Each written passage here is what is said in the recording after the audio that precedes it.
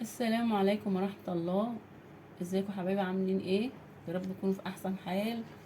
يا احلى متابعين ومشاهدين في حياتي، ربنا يا رب يديمكم في حياتي نعمة. النهاردة هنعمل فيديو مع بعض.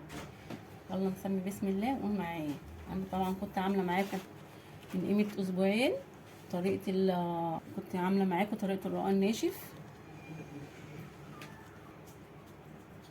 ربع كيلو لحمة مفروم، ومعايا بصلاية هنبدأ مع بعض نشوحها.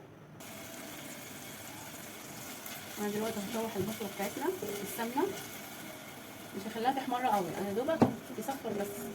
ضفت اللحمه بتاعتي على البصله زي ما حضراتكم كده شايفين. انا ما خليتهاش احمرت قوي، خليتها بس خدت لون بسيط قوي زي ما انتم حضراتكم كده شايفين. بصوا البصله.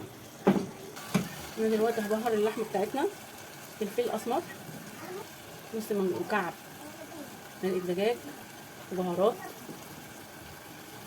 مكعب الدجاج ومرقه مكعب الدجاج ده عشان تدينا تيست عالي، تخلي اللحمه بتاعتنا حلوه.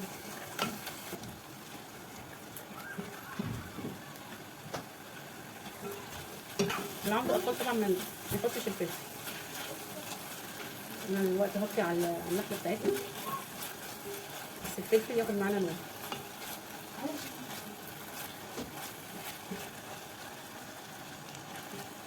دلوقتي هنقلي مع بعضينا الرق بتاعنا بالشوربه اللي حضراتكم كده شايفين.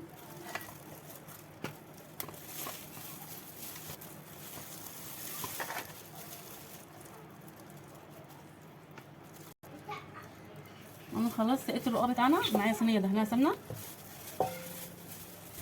نحط اول واحده سمنه يبقى طري ومورق.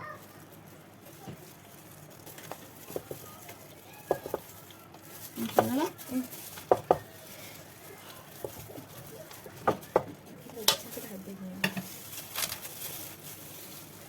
مبدئيا احنا هنحط 3 بقاع الصينيه و4 من فوق. هنحط يعني الصينيه كلها على بعضها 7 طبقات.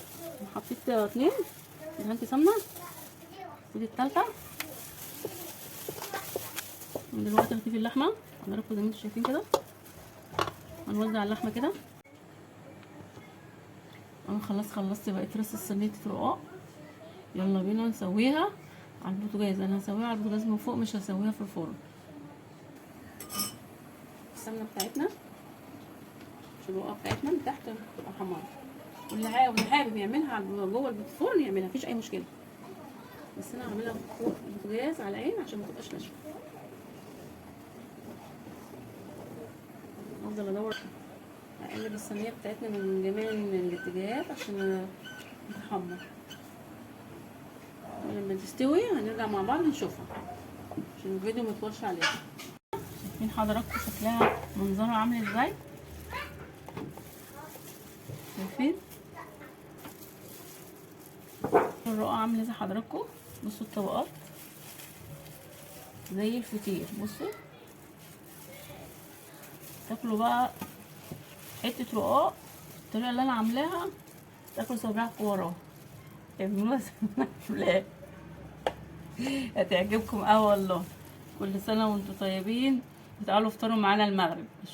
متنسوش بقى اللايك والشير والاشتراك في القناه، وفعلوا الجرس عشان يوصلكم مني كل جديد. والسلام عليكم ورحمه الله.